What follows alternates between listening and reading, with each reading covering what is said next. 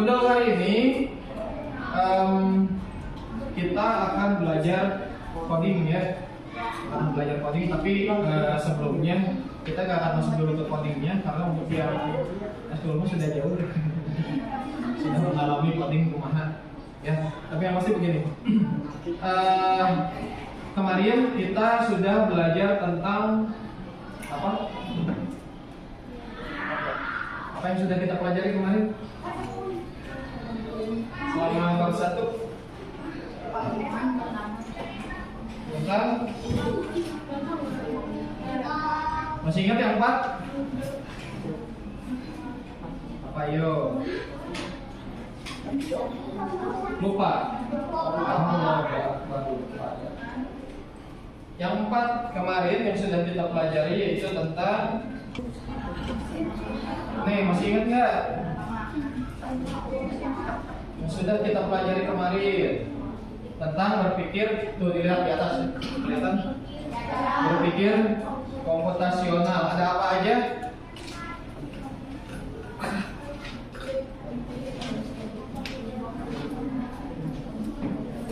Ada apa aja? Ada dekomposisi, kemudian pengenalan pola, kemudian abstraksi dan algoritma. Apa itu dekomposisi? Dekomposisi adalah memecahkan masalah besar ya, jadi bagian-bagian kecil ini bisa dilihat di depannya supaya lebih mudah untuk diselesaikan. Jadi contohnya misalkan gini, saya ingatkan kembali, kalau misalnya gini, ada seorang siswa namanya Siti ya. Siti itu mau pergi ke sekolah naik sepeda, tapi ternyata di tengah jalan ban sepedanya bocor. Apa yang akan dia lakukan? Tentu saja mencari jalan tercepat ya untuk nyampe ke sekolah ya. Tidak harus selalu nambal ban kan, bisa aja sepedanya dituntun gitu kan. Nah, jadi kita ambil sesuatu yang besar, masalah besar jadi lebih simpel, kecil-kecil masalahnya ya. Kemudian yang kedua, pengenalan pola ya. Apa itu pengenalan pola? Mencari keamanan, kesamaan, atau pola dari suatu masalah yang pernah dihadapi ya, untuk membantu menyelesaikan masalah yang baru. Kemudian biasanya bawa payung, tapi ada peribahasa mengatakan sedia payung sebelum ya. Berarti kalau kita mendapatkan satu masalah itu harus bisa kita aplikasikan dalam permasalahan yang serupa ya. Yang ketiga apa? Abstraksi. Apa itu abstraksi? Ya, mengambil informasi yang penting aja. Jadi kalau misalkan ada beberapa masalah, ada beberapa informasi, kita ambil yang penting saja ya. Ambil yang penting saja dan diabaikan untuk yang tidak perlunya. Dan yang terakhir, algoritma itu apa?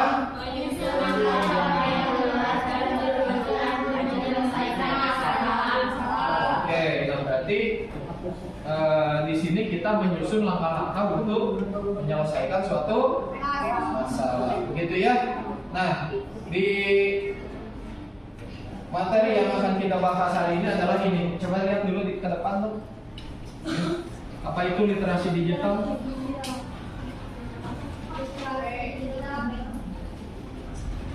Kita akan pelajari tentang literasi digital. Pertanyaannya adalah apakah yang dimaksud dengan literasi digital? Ada yang tahu nggak? Ada yang punya ide nggak? Apakah itu literasi digital? Tahu literasi? Apa literasi itu? Membaca, memahami bacaan, betul? Betul. Kalau digital apa? Teknologi, apalagi barang-barang canggih, apalagi apalagi digital, semua hal yang berhubungan dengan perangkat, semua hal yang berhubungan dengan perangkat. Yang perangkat apa? Ya tentu saja perangkat elektronik ya. Nah, maka dari itu kalau kita lihat pengertian dari literasi digital adalah semua kemampuan yang kita butuhkan. Coba lihat di depan. Ya, literasi digital itu bisa diartikan sebagai semua kemampuan yang kita butuhkan untuk hidup di dunia digital. Sekarang dunia digital belum? Sudah kan? Kalian aja udah di rumah udah biasa pakai HP kan? Salah satu perangkat digital yang umum digunakan oleh siswa itu adalah HP kan? Oke. Nah, ini ada catatan di bawahnya. Ini bukan cuma soal pakai alat, tapi juga soal apa yang bisa kita lakukan dengan alat tersebut. Jadi kita bukan cuma berpikir yang namanya literasi digital itu adalah pakai alatnya doang, pakai HP-nya doang, pakai komputernya doang. Enggak, tetapi apa yang kita bisa hasilkan dari penggunaan alat tersebut. Ya, oke. Lihat di sini. Ada 3 hal yang perlu kita kuasai ketika kita menghadapi yang namanya dunia digital, terutama ketika kita akan melaksanakan literasi digital ya. Yang pertama apa? Kemampuan mencari informasi. Informasi dicarinya dari mana? Dari HP. Dari mana lagi? Dari laptop. Dari mana lagi? Dari TV, betul. Komputer kalau terhubung dengan jaringan ya. Oke. Yang kedua apa? Kemampuan menilai informasi. Jadi ketika kita sudah mendapatkan informasi, kita baca informasinya, ini harus dinilai nih informasinya penting atau tidak penting, berita real atau berita hoax gitu kan. Yang itu yang harus kita nilai. Baru setelah itu kemampuan apa yang ketiga? Kemampuan membuat dan berbagi informasi. Kalau kalian berbagi informasi di mana biasanya? Di WA, Instagram, apalagi TikTok, apalagi ada yang suka bikin konten TikTok. Nah, ini ada pertanyaan selanjutnya. Coba kalian diskusikan kalian obrolkan dulu dengan teman-teman kalian yang terdekat, cari jawabannya. Ya, hal apa saja yang membuat konten digital itu menarik, mudah dipahami dan etis? Coba kalian diskusikan dulu dengan temannya. Kira-kira hal-hal apa saja yang membuat sebuah konten digital itu jadi menarik? Tahu kan konten digital bisa video, bisa apa lagi? Menurut kalian seperti apa? Kemudian apakah konten tersebut mudah dipahami atau tidak? Kemudian apakah kalau kita lihat dari segi etikanya konten yang etis itu seperti apa? Oke, apa yang membuat konten itu menarik menurut kalian? Tadi siapa namanya? Siapa? Muhammad Abi. Menurut Muhammad Abi tadi konten yang menarik adalah konten tentang sepak bola. Kenapa menarik? Karena cita-cita Abi ingin jadi YouTuber.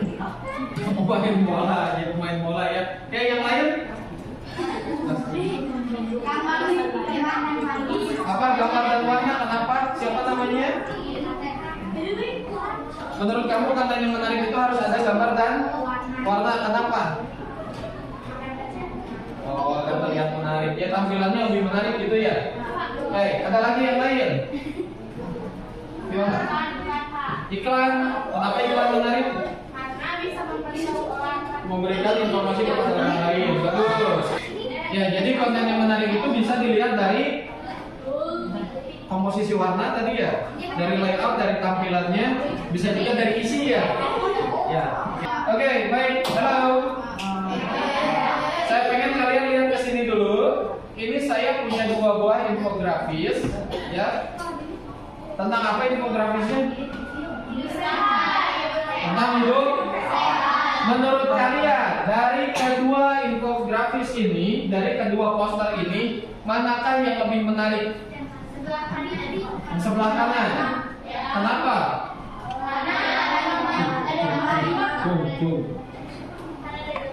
Ada gambarnya kan yang sana juga sama, ada gambarnya cuma nggak terlalu kelihatan.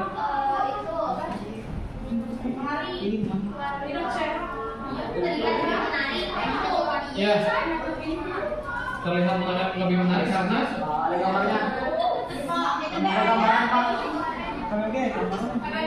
Ada gambar. Oke, menurut kamu?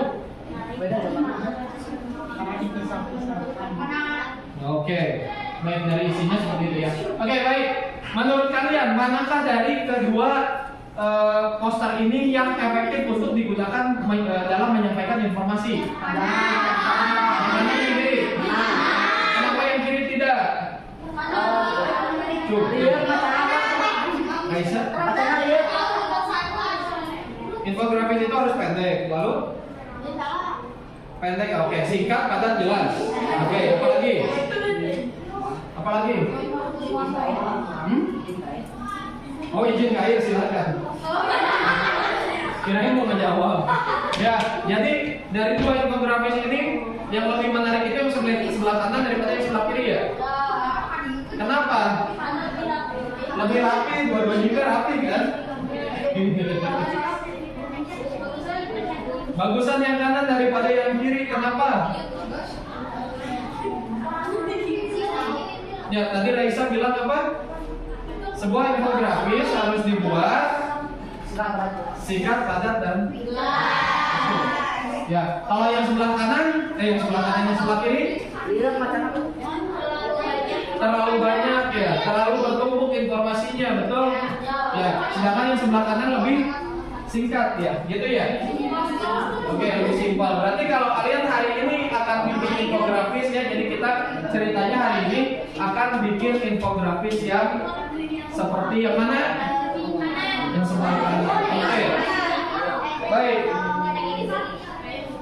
Nah, sebelum kita bikin infografis yang sebelah kanan, saya pengen kalian baca ini dulu deh.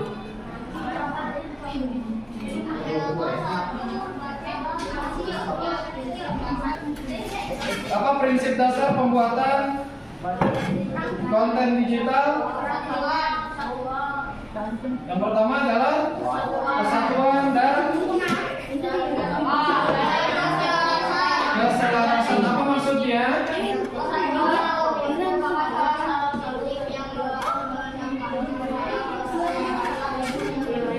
Ya, oke. Berarti suatu konten digital itu harus membuat satu kesatuan yang utuh sehingga bisa menghasilkan sesuatu yang harmonis gitu ya. Kemudian yang kedua ada keseimbangan. Maksudnya gimana? Maksudnya keseimbangan itu di mana sih?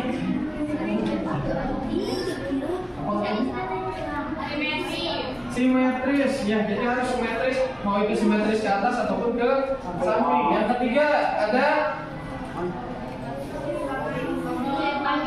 keserbandingan atau proporsi ya, jadi proporsi dari sebuah konten digital itu baik itu ukuran maupun isinya harus tepat ya.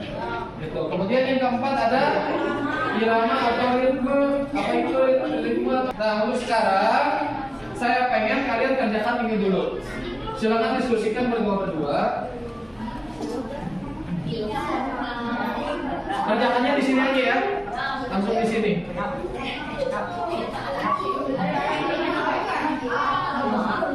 Apa yang akan kita lakukan? Begini. Tadi kan kalian dikasih kertas penjelasan tentang prinsip dasar pembuatan konten digital.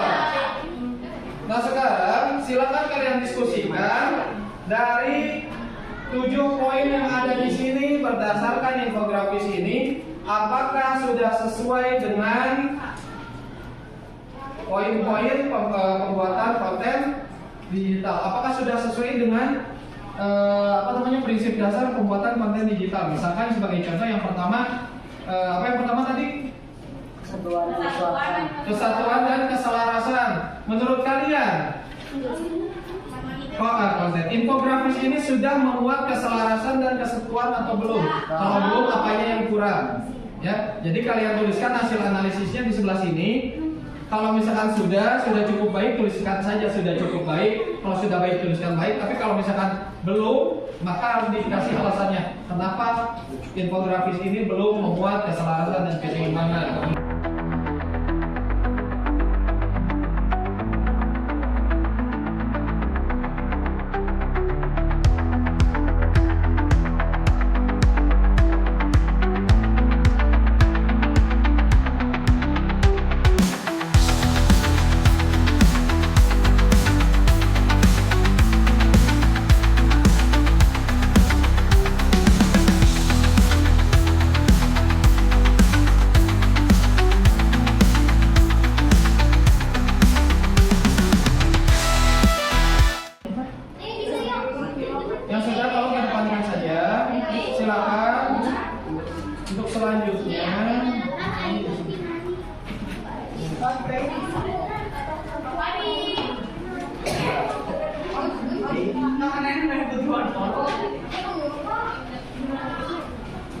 sama ya. Di bagian sini, bagian atas tulis canva.com. Nah di bagian atas punya ini. Ya. Bagian atas silakan ketik canva.com kemudian enter.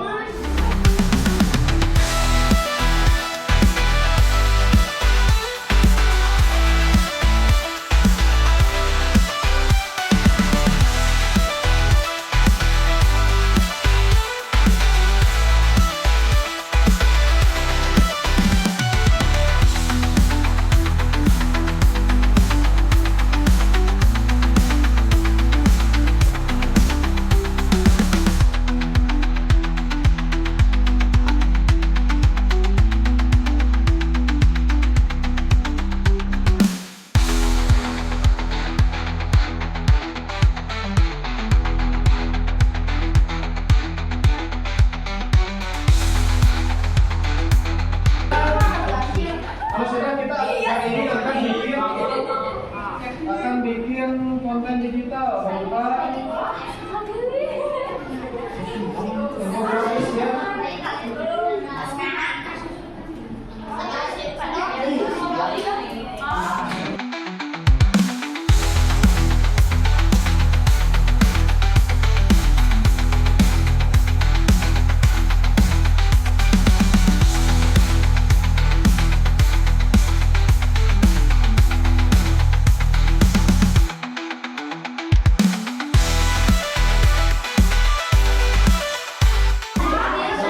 Sudah ya? Baik, kalau sudah, sekarang kita masuk ke desain. Masuk desain di atas tuh ada tulisan desain.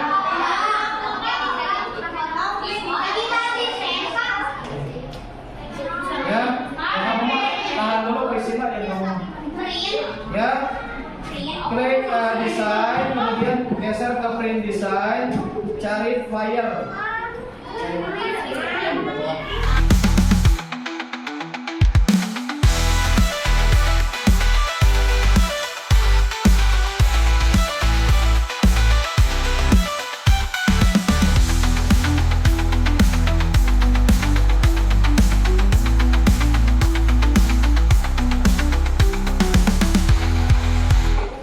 Nah, jadi tugas kalian sekarang adalah desain sebuah infografis seperti ini tentang apa? Cara belajar yang efektif. Oke, kalian buat seperti itu berdasarkan informasi yang ada di sini. Paham? Baik, caranya setelah kita masuk Canva yang desain tadi. Oke, sabar. Nah, kita masuk ke yang warna ungu nih. Design and print flyer. Ya, kita klik yang itu. Ya, sekali lagi kita klik yang warna ungu, design and print flyer yang ini. Sudah? Saya sudah masukkan.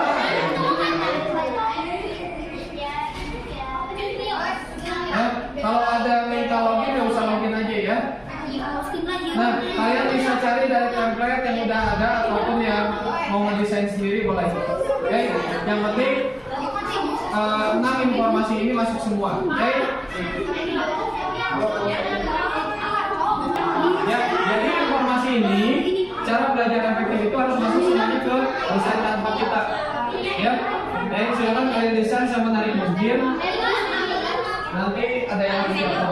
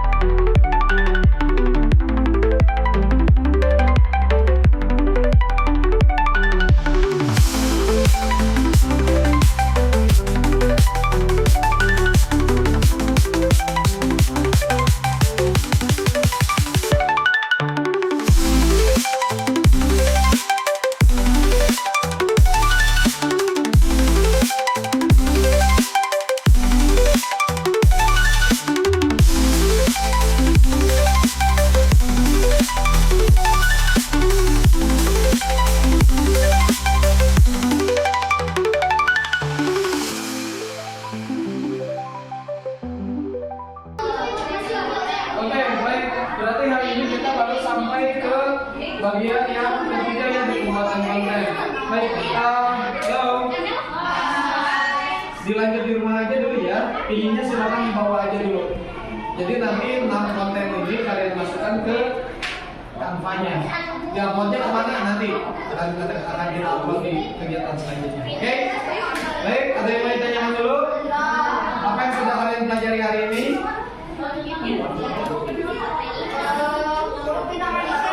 Harus belajar desain, apa desain, apa lagi? Kenapa? Coba apa?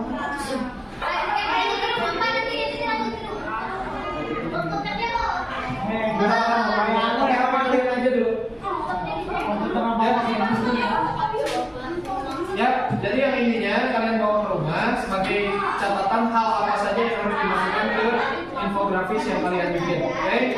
Yang belum bisa bikin pakai Canva siapa di HP? Belum? Belum pernah pakai? HP-nya? Coba yuk. Nanti tanya sama. Hah?